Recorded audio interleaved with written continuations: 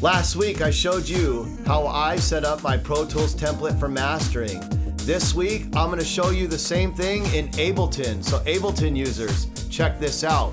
And I'm gonna be giving away the template for Ableton as well. So you can catch that in the link below. Stay tuned. Hey everyone, welcome back to part 2 on our series on creating your own mastering templates. This time we're gonna be talking about Ableton. If you missed last week's video on setting up your own mastering template for Pro Tools, go back and check that out. I'll leave you a link.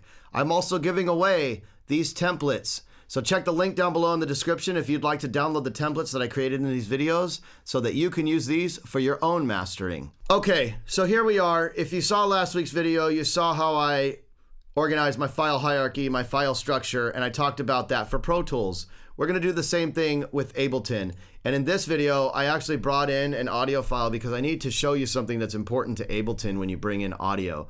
So I made another name here for one of my clients and a close friend of mine. And as you can see, his single is called Come On. So I have the artist folder that I normally put in my clients folder on my mastering drive. And then I'm going to name his project under his artist name. And then I'm gonna drop that in there. And what I typically do is I make a final mixes folder, pre-masters, and I'll drop that in there. That's his pre-master or final mix. If the clients have any rough masters, I'll make a folder and dump them in there. If the clients have provided references, I'll make a folder and dump them in there. I will also make a folder for the final waves, and I will make a folder in case if I need, the client asks me for final MP3s. I typically am not providing MP3s when I'm doing mastering unless the client requests it. I prefer to give my clients the highest quality files. This way there's no confusion, as well as since the conversion is happening at the distributor level or the streaming platform level, I prefer my clients not to accidentally submit MP3s and get conversions twice. So it's very important to me that I supply my clients the waves or the AIFFs and that they use the right files when they're submitting their files to distribution. I do typically do streaming versions though as well, so you might want to make another folder if you decide to do that for streaming versions, or you could just put them in the waves folder, however you prefer to do it. So let's get into Ableton. Here we are with a blank session. Ableton requires you to have one audio track at all times, so I went ahead and made our references track. I also would typically make, say, a rough master track so I can reference their rough masters if they have it. And how I'm making these tracks is I'm just using Command T, which gives you a new audio track. And what I want to do is I want to make a track named tracks, and this is where I'd lay out all of the project songs, or if it's a single, it'd just be one song. The next thing that I want to do, I'm going to go ahead and color code this a little bit so it looks a little nicer. I'll go ahead and make these the same since these are our reference tracks. This is our audio tracks. Next thing we need to do, I'm going to go up here and just go ahead and create return track, and here's the key command for that. But we have 2 return tracks. I'll go ahead and make these gray. And then we have our master track, which Ableton always has by default. And one of the most important things I will get into when importing tracks into Ableton shortly, but let's finish up what we're doing here, is we have our EQ track and our compression track. The next thing we need to do is our routing. So let's go ahead and set that up. If you hit tab and you flip over to the mixer, it's going to be easier to set up your routing. What I want this to do is I want my reference and my rough master to go to my master fader, which is over here. So as you can see, these are already set up to do that. But with this track, I don't want it to go to the master fader. So if you caught my previous videos on doing your own masters, you would have seen my Pro Tools template. I'll leave you a link to that so you can check that out. Or if you caught last week's video, you saw that as well. And what I need to do is I want to send these to our return track. So I want to put this on sends only. That's going to stop this track from going to the master. And then I want to push this over 100% send A to this EQ track.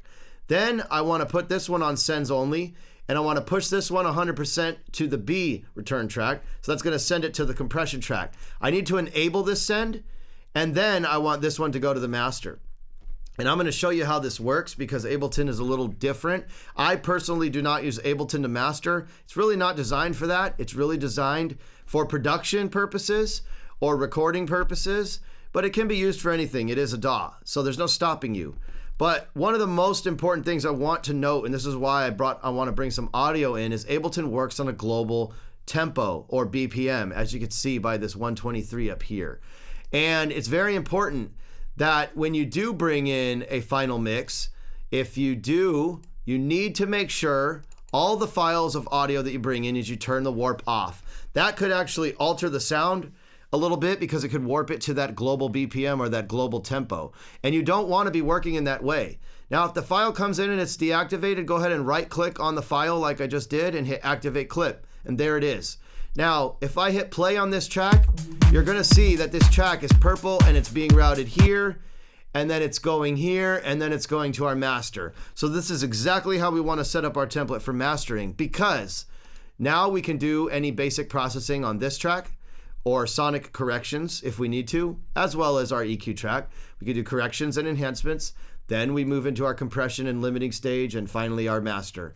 And the difference between Ableton and Pro Tools is you will not easily be able to just bounce this right in to your session like you can in Pro Tools. You will need to send your master out to another track, which becomes a pain in the butt because you can't really do that. You can only send it out of your interface outs, so you're gonna have to use the file export audio feature, and then to cut your tracks up and put all the proper fades and stuff, you're gonna need to bring it into Ableton again and export again. And this is why Ableton is not really designed to do good mastering. So up to you if you decide to do it that way. As you saw in my previous videos about mastering, it's not the same thing as mastering in your production session. That's not real mastering. So I am giving these templates away. If you want a copy, check the link down below. And one last thing, I'm gonna go ahead and delete this and get this template ready for you. I would always save this template in the hierarchy that I put for this project. So you see BTK, come on. I would name this the song name, which I'm just gonna put the template Ableton for you. And this is now saved for your download below. If you have any questions, please hit me up. I hope that helps you out. And that's how you set up an Ableton template for mastering. Make sure you get your copy in the link down below. Thanks for watching this video. If you enjoyed it, be sure to hit the like button, subscribe to my channel, and the bell notification will keep you up to date. My name is Freddie from Distinct Mastering, and next week, we are going to be getting into our How to EQ Like a Pro series, so stay tuned for that.